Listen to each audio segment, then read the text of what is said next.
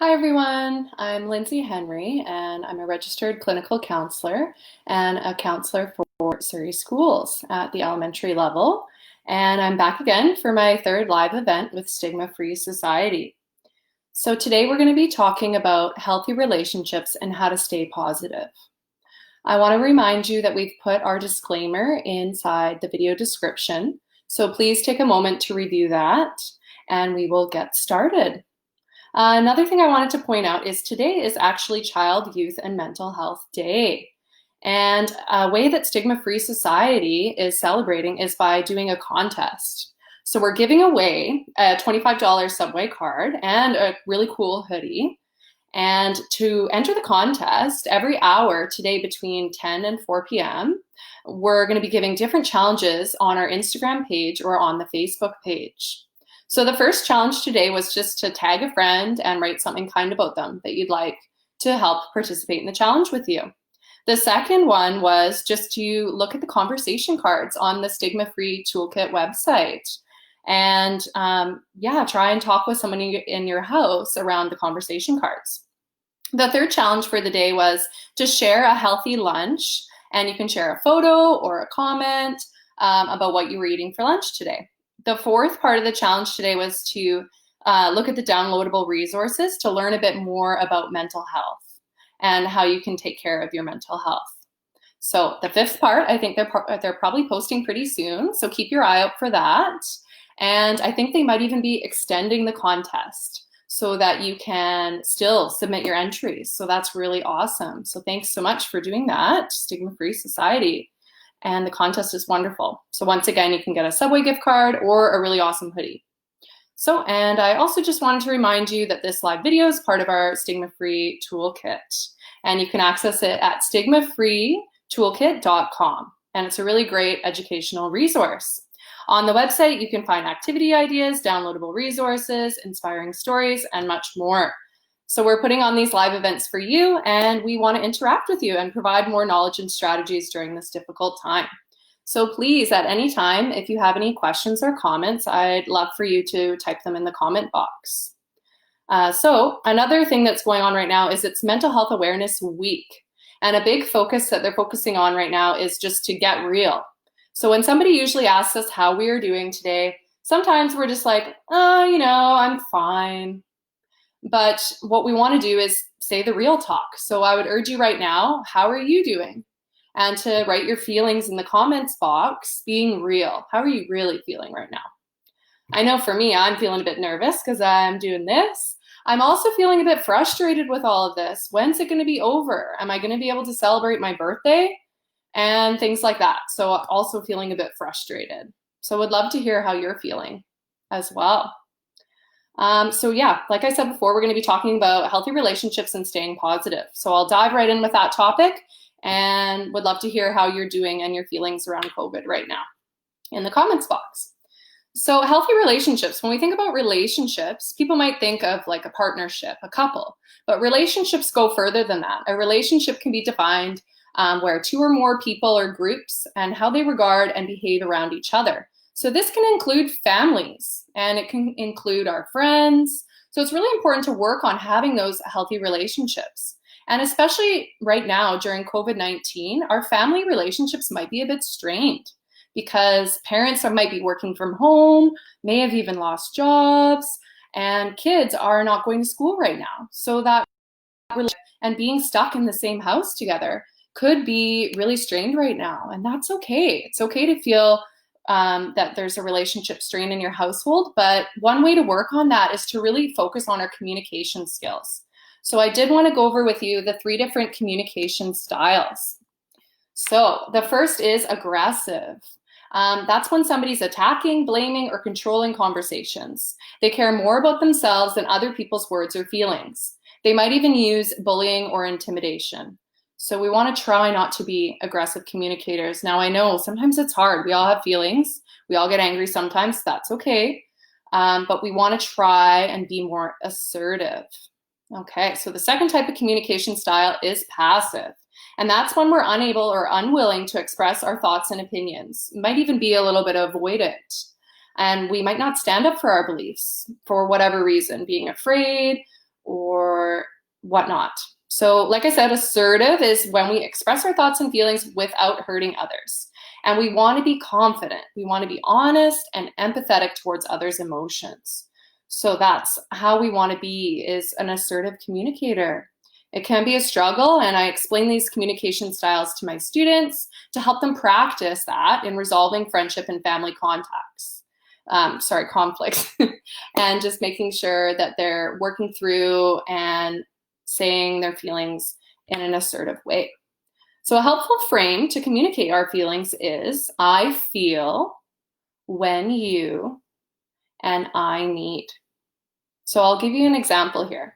So I feel frustrated when you are harassing me to do my schoolwork all day. And I need maybe for you to sit down with me and help me a bit with my schoolwork, because it's overwhelming and I don't know what to do first and what to do second. What's the most important? It's really confusing. So just by using that frame, I feel when you, and I need, can help kids and adults really assert themselves in a more positive way and get their needs met, okay? Another thing I go over with my students is the do's and don'ts of communication. So different words trigger different people. And it's helpful to go through this language and kind of reflect on ourselves and be a bit more aware of ourselves. What are my do's and don'ts? What triggers me even more in conversations? So for example, if someone says to me when I'm expressing my feelings about a problem to just get over it or move on or just take a break, get over it, then that really triggers me and my anger and anxiety even more. Whereas on the other hand, if they ask me how they can help, how can I help you, Lynsey? What would really help you right now in your feelings? Or if they validate my feelings, I see you're feeling a bit frustrated, Lynsey, or I see that you're feeling a bit anxious, and hey, that's okay. I feel anxious sometimes too. And if they offer to give me some space, hey, that really helps me out. And that's my do's and don'ts of communication. So just taking a minute to reflect on ourselves and what works best for us. And I even share these do's and don'ts of communication with, as a school counselor, with the child's parent, so that they can kind of have a conversation around this, of what triggers them and what doesn't, to improve their communication skills at home. Yes, all right. So another thing important in healthy relationships is boundaries. So a boundary can be defined as a territory or line that should not be crossed. And it's important to know our personal boundaries in a relationship to ensure that we're being treated with respect and how we want to be treated. So everything in life has boundaries, including our families and friends we can set boundaries with. Some different ways to create boundaries are, the first is the self-reflection piece that I was talking about, being more self-aware. What do I need? What do I want? And that might be done by journaling or artistically kind of brainstorming different values and needs before sharing them with others, so that we really know what it is that we want. Okay, so that's the first step, self-reflection. Second step is to be assertive. So we talked about that before as well, and explaining our needs in a clear and concise way. The third part of setting boundaries is learning to say no. So for parents, this might be saying no to their children about, for example, you need to be working on your schoolwork. No, you can't be on your video games right now. And that's okay to say no to our children. Also, when for kids too, kids can also say no sometimes too. So maybe they're saying no to doing their schoolwork right now or their chores right now, but maybe they're asking to do it a little bit later because they're feeling a bit overwhelmed right now. So it is okay to say no, but we need to assert what we need from that, okay? So with friendships, it might be saying no to social events. Maybe you had a bad day. Maybe you're feeling kind of drained and you just aren't ready to attend that social event. Maybe you need some time for self-care, to read a book or lie in the bath and relax. So it's okay to say no to friends too. Also, it's okay to say no to phone calls with friends. So some of our friends might come to us with problems on the phone, and if we're in a helping profession especially, and just say, hey, Lynsey, can you help? And it's okay to say no to them too. No, sorry, I had a really hard day right now. I would love to talk to you more about this a bit later. I need some time to take care of myself. So that's another way to set a boundary, is learning to say no. The next way to set a boundary is to safeguard our spaces. So that's our belongings, our physical and emotional spaces, and our time and energy. For youth, this might be requesting a parent to knock on their door when it's shut, or not go through their personal belongings, like their diary or journal. For parents, this might be scheduling alone time for yourself, for a walk, or to watch your favorite TV show, even setting limits on cell phone or video game usage for your children. Turning off work emails in the evening for some family time. So that's all about safeguarding our spaces and setting that boundary for our personal spaces.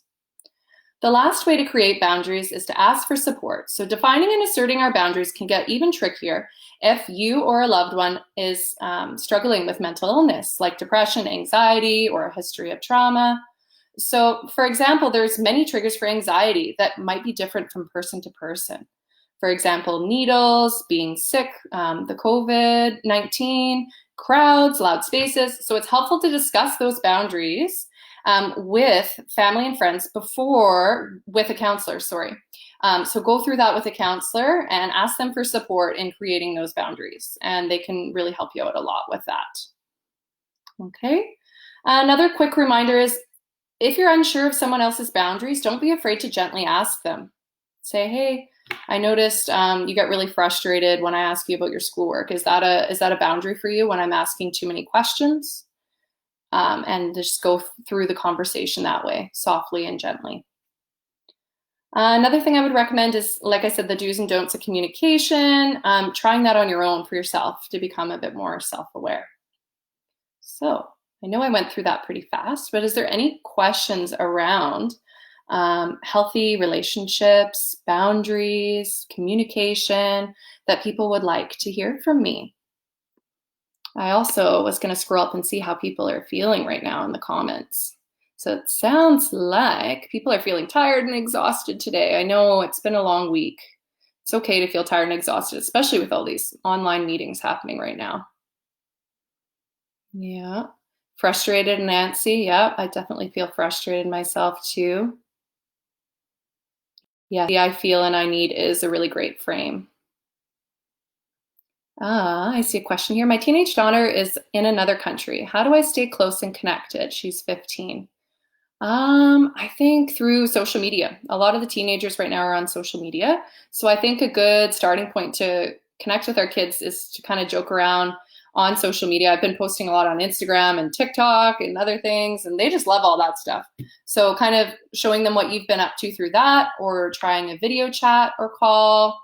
I know there's other apps, video chat apps that allow you to do the funny faces and the filters. So I would think that teens would kind of like to communicate that way. And that would be a good way to stay connected with them, is to do the funny backgrounds on Zoom, or to do the funny face filters on Snapchat or whatever. So that would be a good way to kind of connect or get the conversation going. Yes, you're welcome with the information on healthy boundaries. That's great. So thank you. So please feel free to post any questions in the comments box, and I will get back to you on questions around boundaries and healthy relationships. So while we're doing that, I'm going to get started. I said last week we worked on the self-care wheel, and I really like to be doing things with you on camera, right? I want to engage you. This is for you. So I like doing things together, just like I do with my students. So today, the second part of my live is going to be staying positive, okay? And one thing I really like to do with my students around staying positive is to create a positive self-talk shield. So what I would like you to do is have a pencil and paper, or pen and paper, maybe some different colors. And the first step of creating a self-talk shield is you can draw kind of any shape you want on your paper, nice and big. So it could be a diamond for your shield, a rectangle, a mix of kind of different shapes and triangles. And we're going to draw our shield and think about how we can be more positive at this time. Okay, so I'm going to start to draw my shield in the middle of my paper. And I'm going to leave some room for my words. So here's my shape here for my shield. Okay, so Let's think about some different positive self-talk statements that we can connect with. Words that we've heard before that really support us when we're feeling anxious, maybe words that we've heard from our parents, and that really encourage us and keep us in a positive mindset. Oh, I see someone drew a heart for their shield. That's awesome. Love that idea. Okay. So some of the things that I've heard that I really appreciate as positive self-talk is I've got this. So I'm going to write on my shield, I've got this.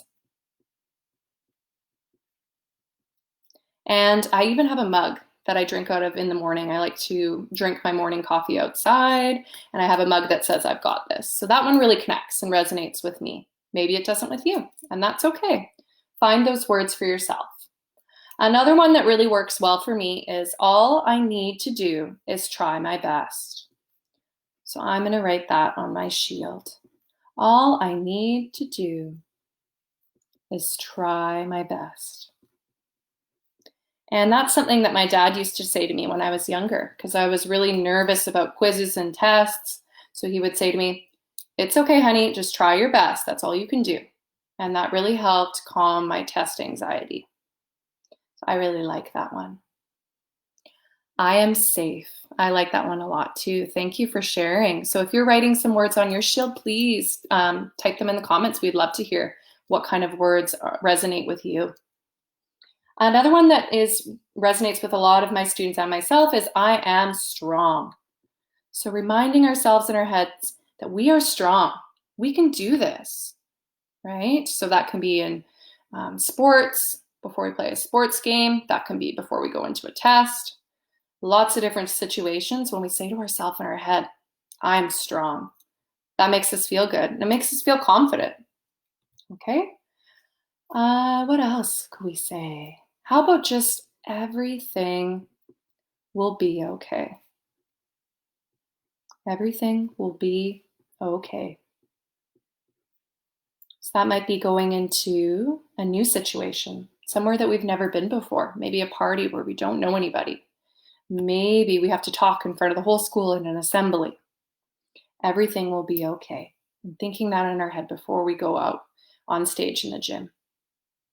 I see another one here. I am loved. Thank you for sharing that one. That's a great one. I am loved.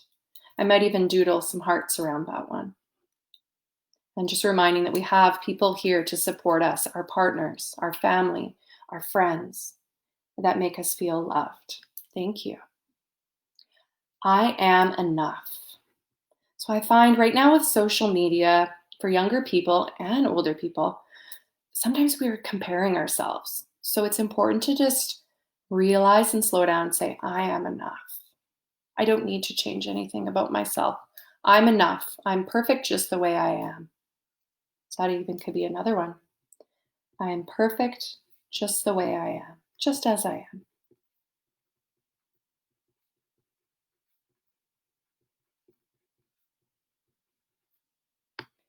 Another one might be, I believe in myself. So if we're going to try something really hard, something really new, we can say, I believe in myself. I am confident. Maybe we're trying out a new look at school, trying out a new trend. I wore my mom jeans to school one day because one of my students said to me, Miss Henry, I'm too afraid to wear my mom jeans. I'm afraid what the other kids will think. And I said, oh, I have mom jeans at home. Should I wear that today or tomorrow? And she said, yeah, can you wear them? And so the next day at school, I wore my mom jeans. So that goes back to the frame, I am confident. And reminding ourselves that we can rock that new look and own it. All right? I accept who I am and I matter. I like those two as well. I accept who I am. And strong and simple, I matter. People care about me. I matter. I see some other ones here. I have friends and support. Yes. I love that one as well. Just reminding ourselves, taking a moment to remind ourselves that we have those friends and we have that support. I am a good person. I really like that one as well. So just taking to the time to realize how kind of and wonderful of a person we are and that we are good and we're doing good and we're doing our best. Yeah, thank you for sharing that one. So I'm going to write at the top of mine, positive self-talk shield.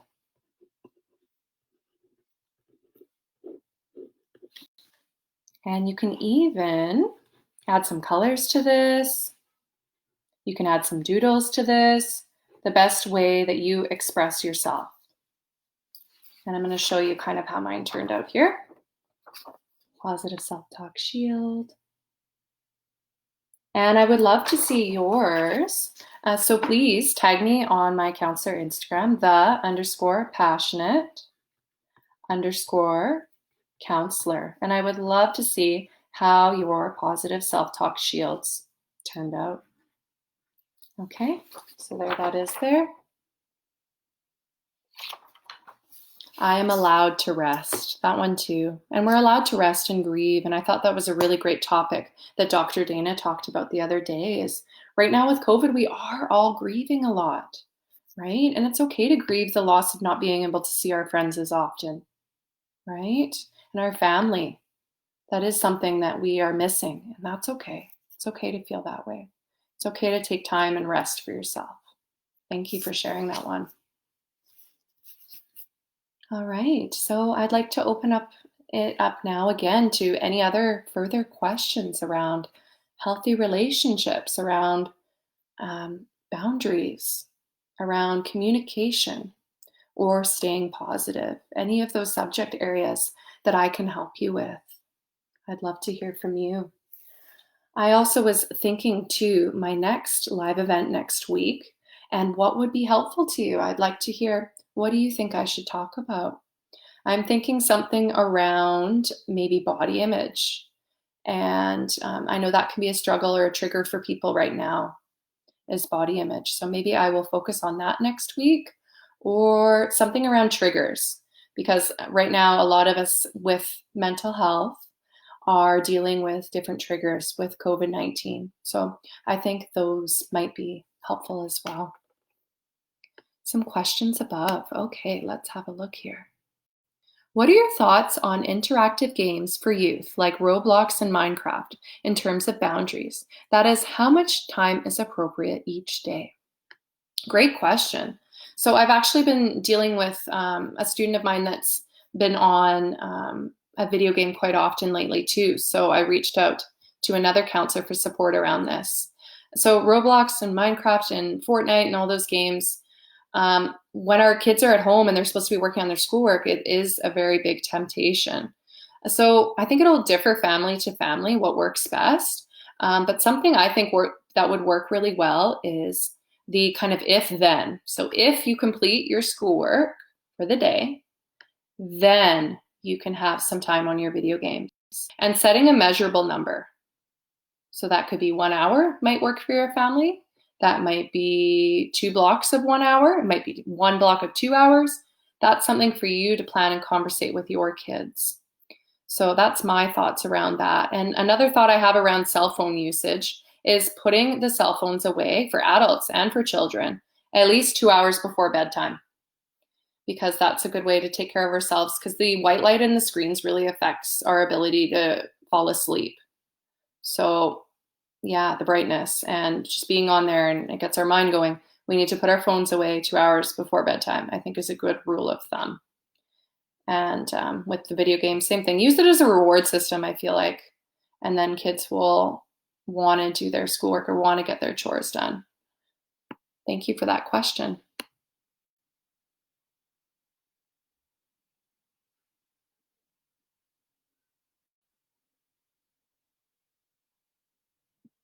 How are some ways to say no to people asking for help or things?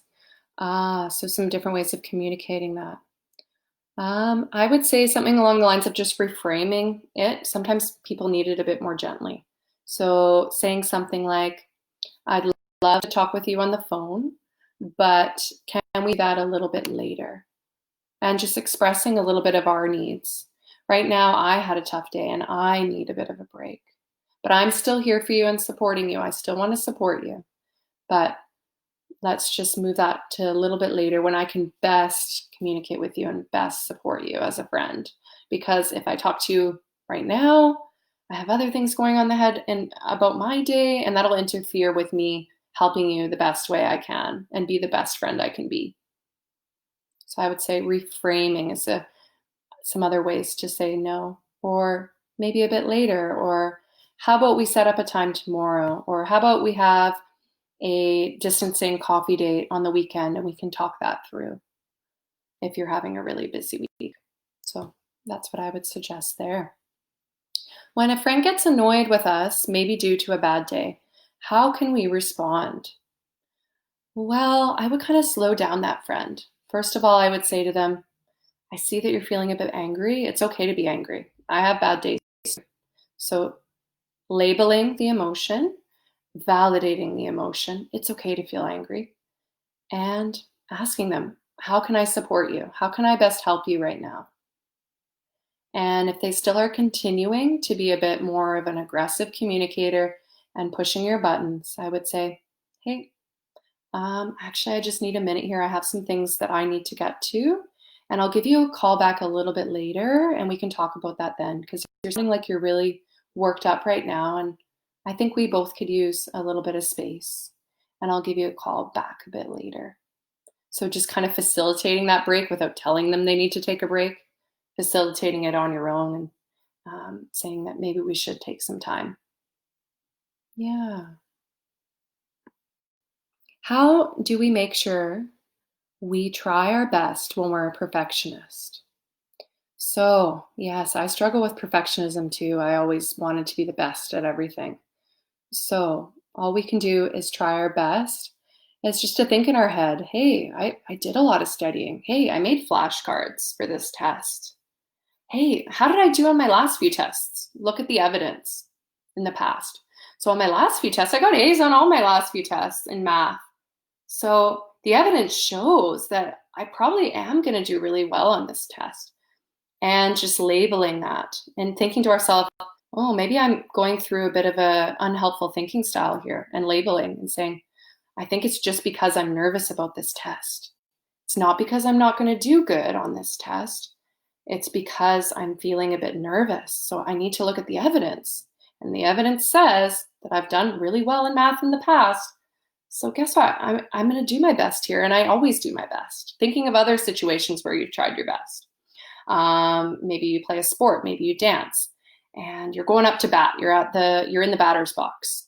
And we always think to ourselves, I got this, I got this. The more positive you think during sports and before tests, the better you'll do. Better you'll perform. So thinking about through that, when I got into the batter's box and I was nervous that time, hey, I hit a home run, or hey, I hit a double, and somebody else got home, I hit an RBI.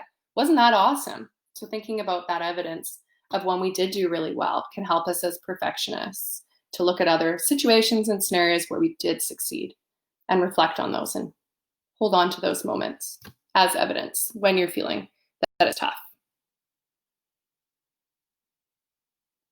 Yes, saying you're allowed to take a break, saying that you're strong. That's wonderful. Yeah, and labeling those feelings, absolutely. To keep track of evidence, I could write it in my journal. Great idea. Thank you for your response there. Yeah. And even just something I've done before too is taking a quick screenshot of when friends have given me compliments or positive feedback. So when we're texting our friends and you notice, hey, so-and-so said something really nice to me about how hard I tried on my speech, or so-and-so said something really nice about me, about my Instagram post. They thought they really related to it.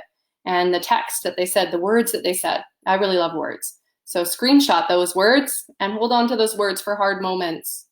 Because when you're stuck and in that hole, it can be hard to find those moments.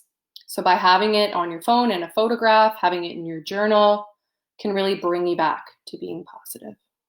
So thank you for that. All right, I think that's about my time here. So thank you so much, everyone. And once again, please show me your positive self-talk shields and tag me at The Passionate Counselor. I would love to see them and color and decorate them up. Have fun with them. And I'll see you again next week, most likely talking about body image or triggers. I think those are good topics to explore next week. So thank you very much. Take care.